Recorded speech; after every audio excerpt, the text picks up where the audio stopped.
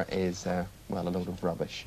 Right, the family, though, we are about to meet in this film thought that until some pretty strange things started to happen in their very ordinary suburban home. They called in the Ghostbusters and our cameras followed the action.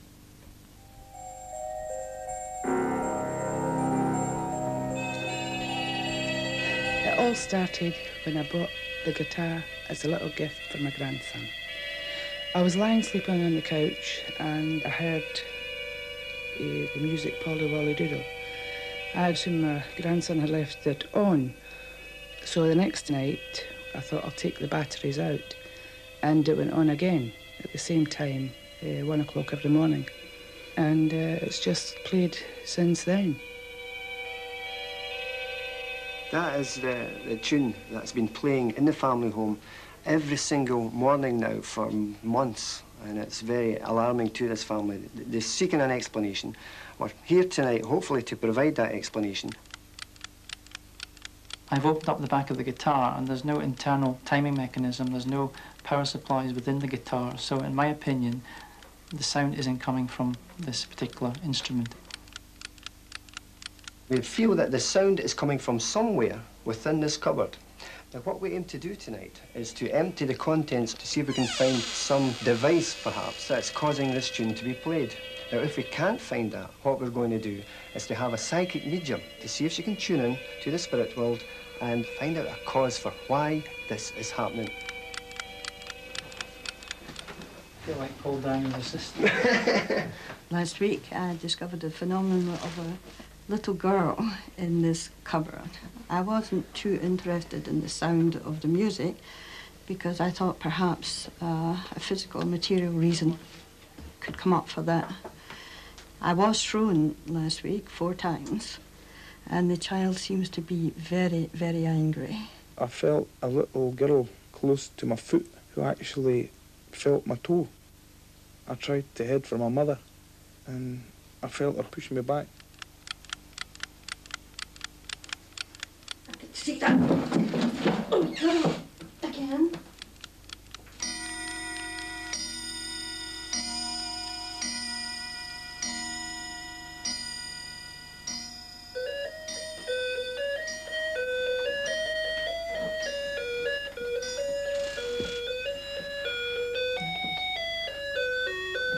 There you go. Oh, well. That's it. That's what it is. What is it? It's an ORAC games machine, which was on all the time. What happened to her? Well, we've solved the riddle of the music playing. However, we've used Helen Walters on prior investigations. She's a very good psychic. And I firmly believe that if she says there's a young child within this home trying to get through with some information, I firmly believe that the medium is telling the truth on that matter.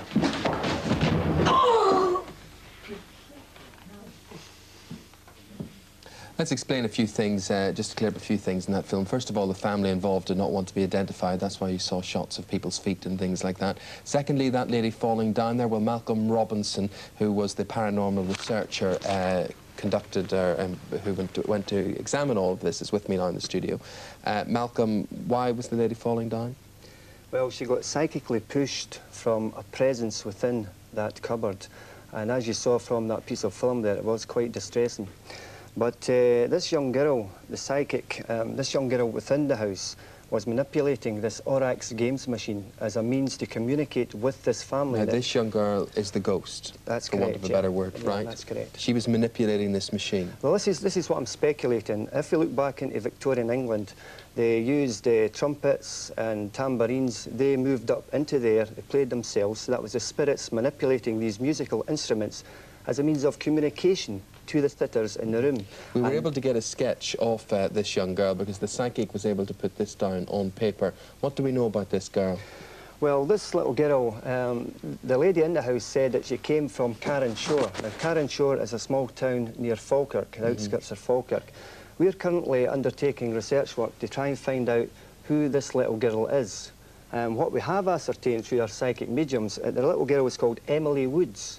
Now, there are a lot of more research to be undertaken to find out for sure who this little girl is. Okay, a very scary experience, obviously, for the family involved.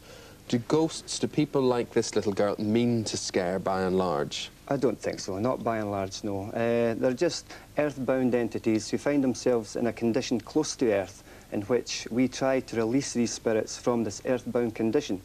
And that's what we did successfully do on that particular night, is we released this spirit child from this condition to move to the spirit realms.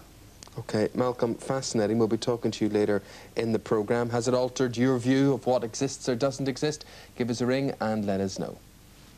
It's 28 minutes past 7 for Natural Supernatural.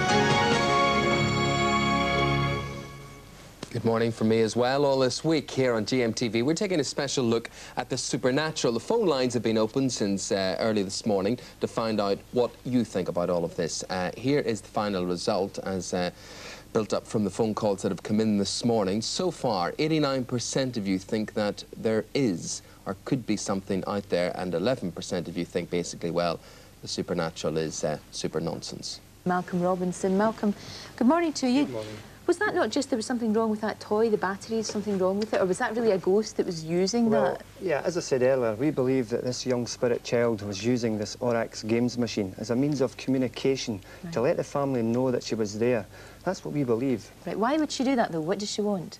Well, we're still trying to investigate the reasons why she was in the home in the first place, and hopefully we'll provide an answer for that as the weeks go by. But as the investigation at this point in time is still pending. Right, because there's a drawing that one of the family did of the wee girl, and there was a name given as well. Right, so obviously you've got something to go on. We've got something to go on, and it's going to take a lot of checking, but hopefully we'll provide an answer for that family. Right. How did you get involved in this in the first place? Well, I've always been interested in the paranormal. Ever since I was a youngster, I eagerly bought up all the books I could on the various aspects of the paranormal. And I decided that if ever I was going to learn anything more about these fascinating subjects, then I would have to become more actively involved. And this I did. I joined various societies, one of which was BUFORA, that's the British Unidentified Flying Object Research Association. And I've undertook research throughout the UK, investigating many cases. Do you make a lot of money out of it? I don't. I wish I did, but I don't. No. I formed my own research group, Strange Phenomena Investigations, in 1979. And the aims of SPI are basically to collect, research and publish through our journal Enigmas accounts relating to most aspects of strange phenomena, and to purposely endeavour to try and come up with an answer to account for what at present eludes us. So have you seen a ghost? Have I seen a ghost? I haven't actually, no. I would love to see a ghost. Right, but have you been made aware of a ghost? I mean, when you go into houses as a researcher, researching all these things, are you convinced that they exist? Well, I do believe in the reality of ghosts. I've spent many a night in a haunted house, and I haven't experienced anything. We've took statements from the family, and there are many people throughout the country who have had dealings with the supernatural, and I firmly believe in ghosts. We would like to see more scientists become involved with this subject. If the scientific community came forward, perhaps their expertise could go a long way in providing a satisfactory explanation to account for all this. Is it malevolent though sometimes? I mean, when we see the movies, either it's done in such a way that, it's generally done in such a way that it's quite scary, it's frightening. The ghosts don't seem to be the good guys. I mean, is it, you say you stayed in a haunted house, there's many a person that wouldn't do that because they would be too frightened. Yeah, obviously the movies portray the subject in a bad light, which is bad, but having said that, the subject demands further serious scientific study, and hopefully that is going to come to pass, you know, as the years go on. We'd like to see more scientists become involved. Yeah. We saw the psychic being thrown about there in that film by whatever presence was there. Can you actually bring a ghost, Malcolm, into your house as opposed to a ghost living in your house? I mean, the toy there, the guitar that the family thought the ghost was communicating through. Can a ghost attach itself, a spirit attach itself to an object? Well, normally we find, as far as ghost cases go, normally they're earthbound entities. It's individuals who can't realise the fact that they've passed on and tend to hang around an earthbound condition, be it a house, a street or whatever. And if people are psychic enough within the home, then generally they can perceive these spirit individuals within the home. And it's up to organisations like Strange Phenomena Investigations to come into the home and provide a satisfactory explanation for these cases. Well, our viewers tend to agree with you. I mean, 89% of them say that they're convinced that there is something there. And I suppose when you look at the amount of information that is being... So I know you've looked into this as well, the amount of information there is got to be something in it. There is something there, definitely, Lorraine. Nothing conclusive, though, it has to be said. It has to be said. Malcolm, thanks very much indeed. Okay, it's almost 8:30 now, and let's float over to the weather. Sally's there with that.